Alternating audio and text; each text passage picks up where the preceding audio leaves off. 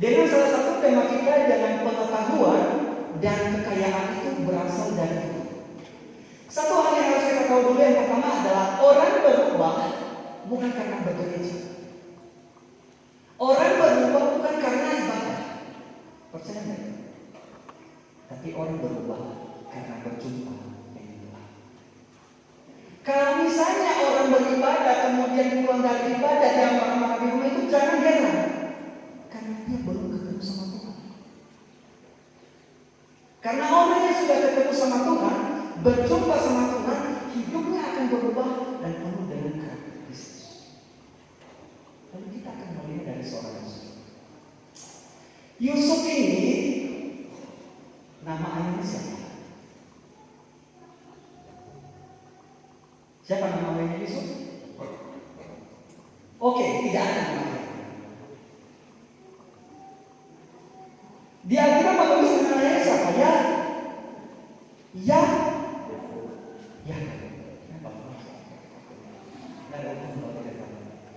Lalu Yakub ini sangat menyayangi Yusuf di antara semua saudara-saudaranya. Anak kesayangan. Kenapa? Karena Yusuf ini lahir dari masa tuanya. Dia begitu sayang. Pada saat Yusuf berumur 17 tahun, ayahnya ini memberikan baju indah kepada Yusuf, sehingga saudaranya kan iri. Lalu ketika dengan itu, karena saudaranya menikah, ternyata Yusuf ini lebih disayang oleh orang tua kita, bapak kita, daripada kita. Bahkan sayangnya akan diberikan segala sesuatu yang mewah tanpa diperhatikan kita, sehingga semua saudaranya iri kepada Yusuf. Lalu apa yang terjadi, Bapak Ibu?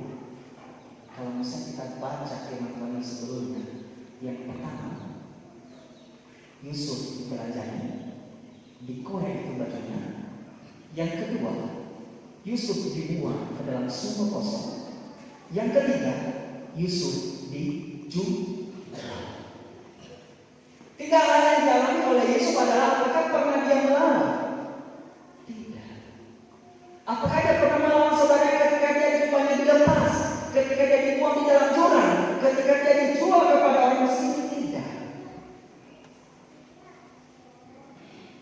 Lalu ketika Yusuf dijual, dia tiba dalam satu negeri yang begitu mewah dan besar, di rumah Firaun. Tuhan itu bilang kepada Yusuf, Yusuf itu, Tuhan maunya Yusuf itu jangan disayang oleh bapaknya, tapi Yusuf itu harus menjadi kesayangan Tuhan. Yusuf itu jangan memakai jubah dari bapaknya, tapi harus memakai jubah dari Tuhan. Mengerti sampai situ? Yang tadinya suku Yusuf ini anak kesayangan, dan Tuhan tidak mau anak itu menjadi kesayangan bapaknya, tetapi Yusuf itu akan menjadi kesayangan Tuhan. Akhirnya apa? Yusuf jauh dari orang tua. Tuhan maunya ketika Yusuf diberikan jubah oleh bapaknya, maha indah itu, Tuhan tidak mau. Tapi Tuhan mau Yusuf itu dipakaikan jubah yang berasal dari Tuhan. Lalu di sini kita akan melihat bagaimana proses yang dialami oleh seorang Yusuf mendapatkan pengetahuan yang lebih baik daripada seorang raja dan memperoleh kekayaan atau kuasa yang sedikit bedanya dari seorang Firaun. Yang pertama adalah Yusuf mampu mengartikan mimpi Firaun, tapi nanti jangan sampai ibadah ini, Bapak Ibu, setelah selesai ibadah kita lalu datang Bapak Ibu kepada saya, artikan mimpi saya bukan Yusuf. Nanti mama tua dan anak saya sudah memimpi, anak saya jadi begitu, jangan. Atau baby bilang saya di kampus begitu, jangan. Tidak, tetapi ini adalah sekedar kisah Yusuf dengan seorang Firaun. Apa yang menjadi mimpi dari seorang Firaun? Saya tidak tahu apakah ada di antara kita yang pernah mimpi seperti mimpi Firaun. Sepertinya tidak. Tetapi di dalam mimpi Firaun ini, dia menceritakan kepada Yusuf bahwa tampaklah dari sungai Nil itu keluar 7 ekor lembu yang bagus badannya, 7 ekor lembu yang buruk parasnya, lalu yang buruk ini memakan yang baik. Tetapi ketika ada komunikasi antara Yusuf dengan Firaun, apa kata Yusuf? Yusuf menyahut Firaun, bukan sekali-kali aku melainkan Allah juga yang akan memberitakan kesejahteraan. Bukan sekali-kali aku melainkan Tuhan yang memberikan kesejahteraan itu. Bukan saya yang mengartikan mimpinya Firaun, tapi Tuhan. Ini kita tahu, pengetahuan itu berasal dari Tuhan. Makanya Bapak Ibu, dalam hidup kita ini, kalau misalnya kekayaan itu tidak berbanding lurus dengan pengetahuan, akan sia-sia. Contohnya begini, Bapak Ibu itu punya kekayaan begini, tapi pengetahuannya segini. Karena pengetahuannya segini, kekayaannya segini, tapi kekayaannya itu bukan meningkat, tapi malah menurun. Karena pengetahuan segini, paham gak sampai sini? Tetapi kalau misalnya pengetahuan segini, tetapi hartanya atau kekayaan cuma segini, kekayaan itu bukan menurun, tapi naik sejajar dengan pengetahuan. Makanya kalau misalnya kita menerima uang 100.000, uang 500.000, uang 1 juta, akan hilang sekejap karena kita tidak punya pengetahuan untuk mengelolanya. Setuju sampai di situ? Setuju. Kalau kita percaya ini, semua kita ini sebenarnya kaya. Kita yang membuat diri kita miskin. Semua orang-orang dapat berkah Bapak Ibu, tapi kita tidak bisa mengelolanya. Lalu sampai di sini. Tetapi di sini Yusuf mencoba mengartikan mimpi Firaun. Ini sebagai cerita yang menurut saya tidak bisa kita tahu bagaimana Bapak Ibu setuju atau tidak. Ketika Yusuf mengartikan mimpi Firaun, dan Yusuf bilang, di dalam negeri kita ini seperti yang diceritakan oleh Bapak Ibu majelis, kita harus mempersiapkan diri kita manakala ke tempat ini nanti terjadi yang namanya kemiskinan atau kelaparan. Dan Tuhan itu melakukan sesuatu, memerintahkan dalam mimpi Firaun, sehingga Yusuf bertindak lanjut. Ketika dia mengartikan, akhirnya Yusuf diangkat sebagai penguasa di Mesir. Yang tadinya Yusuf itu hanya umur 17 tahun. Dia dibuang, dia dipelajari, dia dijual, dia difitnah oleh si Potifar. Kemudian tiba-tiba menjadi penguasa. Kalau misalnya kita taat kepada Tuhan Bapak Ibu, kalau misalnya kita taat, kalau misalnya Tuhan itu mengangkat kita, tak perlu modal besar. Tidak. Yusuf itu ketika dia datang ke Mesir, dia tidak bawa apa-apa. Dia tidak bawa harta kekayaan bapaknya, tidak. 1 ekor lembu tidak, 1 ekor domba tidak. Tangan kosong, bahkan telanjang. Ketika dia nyampe di Mesir, Tuhan membuat segala sesuatu apa yang dilakukannya berhasil. Lalu diangkat menjadi sebagai penguasa. Apa yang dilakukan Firaun? Dengan ini aku melantik engkau menjadi kuasa atas seluruh tanah Mesir. Itu dari penjara. Tiba-tiba dipanggil dari penjara. Berhadapan dengan Firaun. Hanya mengartikan mimpi begitu saja. Lalu Yusuf diangkat menjadi sebagai penguasa di tanah Mesir. Tidak ada yang mustahil bagi Tuhan. Apa yang dilakukan Yusuf? Selama hidup Yusuf menghadapi tekanan, dia tidak pernah melawan. Ketika dia dibuang sama saudara-saudara, dia sadar. Dia dijual, dia ikut. Umur 17 tahun itu sebenarnya bisa melawan, bisa lari, tapi Yusuf tidak. Dia ikut. Karena itu adalah agama. Lalu apa yang menjadi pembelajaran kita saat ini? Yang pertama adalah kita jangan melihat orang dengan kekayaan. Kita jangan melihat orang dengan apa atau jabatan yang dimiliki, tapi kita akan melihat orang itu prosesnya. Bagaimana dia memperoleh ini semua? Bagaimana perjuangannya dia lakukan sehingga ia mempunyai dulu seperti ini. Contoh di dalam Daud itu seorang raja. Tetapi apakah Bapak Ibu tahu apa pekerjaan Daud sebelumnya menjadi raja? Apa kerja Daud? Gembala kambing domba, dan bukan hanya itu saja. Ada satu lagi, mengantar makanan. Selain dia mengembalakan kambing domba, dia juga bekerja sebagai pelayan mengantar makanan. Bapak Ibu tahu berapa domba atau kambing domba yang dipelihara oleh Daud waktu itu? 100 ekor? Ribuan ekor? Berapa kira-kira? Tidak banyak. Atau berapa ekor? 2 sampai 3 ekor. 2 sampai 3 ekor. Tetapi ketika Saul kemudian dihadapkan oleh sama Daud, Daud berkata kepada Saul, saya ingin memelihara 3 ekor kambing domba, tetapi ketika ada singa yang mau menekannya, saya akan mengejar, saya akan membunuhnya supaya kambing domba saya yang 3 ekor ini bisa dilindungi. Maaf ya Bapak Ibu, jika seandainya kita ini tidak bakal dipercaya dengan perkara-perkara besar, kalau perkara kecil saja kita tidak boleh memelihara 3 ekor kambing, yang sudah pasti memelihara yang dibunuh.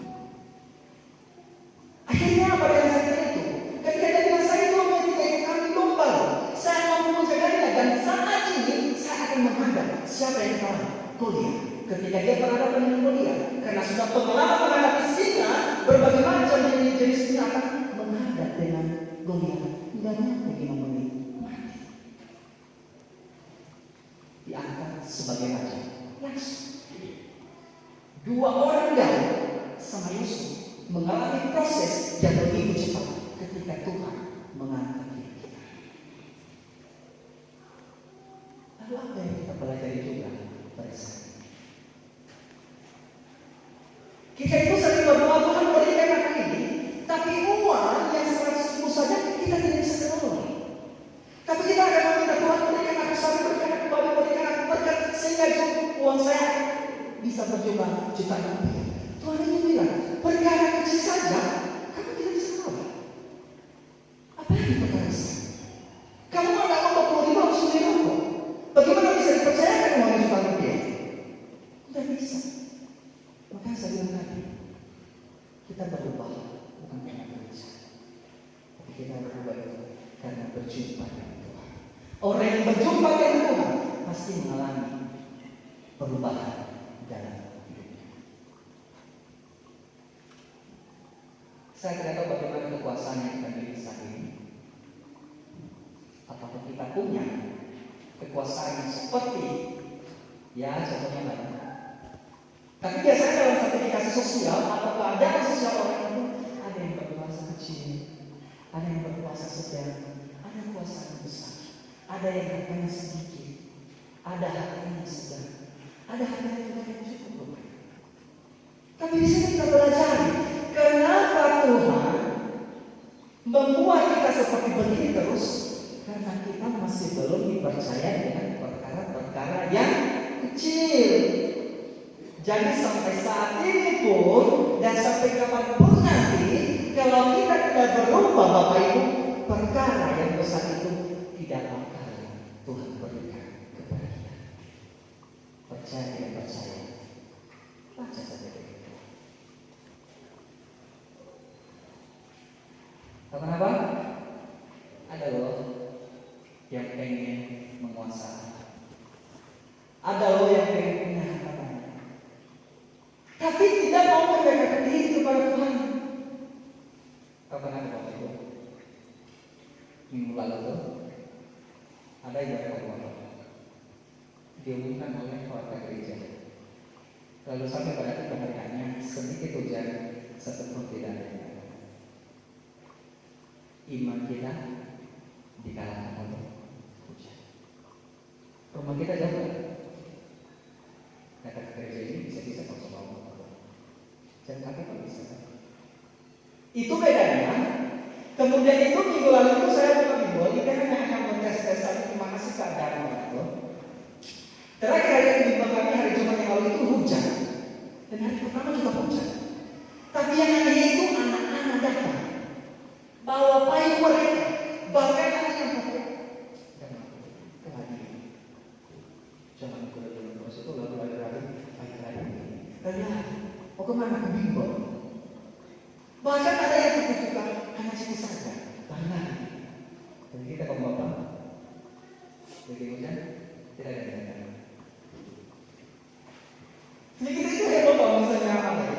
Kalau misalnya ada satu itu mungkin kayak berapa gitu ya, kasih bol kita bahasnya, tapi kita nggak tidak mencari pelaku. Maksud saya itu apa gini? Kita boleh melaksanakan segala sesuatu untuk perkembangan gereja kita. Tetapi yang Tuhan butuhkan adalah yang percaya. Salah satu contohnya ada begini. Masih ingat nggak Bapak Ibu waktu Tuhan beri makan 5.000 orang? Muridnya datang kepada Tuhan Yesus, Tuhan, mereka ini kelaparan. Lalu Tuhan berkata, apa yang kamu punya? 5 roti dan 2 ikan. Lalu Yesus lalu mengangkat dan mengucap syukur dan terjadi mukjizat. Akhirnya 5.000 orang makan ini tidak kelaparan, maka semua makan mengucap syukur dan mereka malah memakan mukjizat. Tetapi yang saya tanyakan adalah, di manakah orang yang 5.000 itu di saat Yesus cerita? Tidak ada. Lalu Yesus lagi membuat mukjizat, menyembuhkan orang sakit, membangunkan orang yang sudah meninggal, menyembuhkan 10 kusta yang penyakitnya. Masa ada dalam di situ. Pada saat Tuhan disembuhkan, di manakah orang-orang itu? Tidak ada.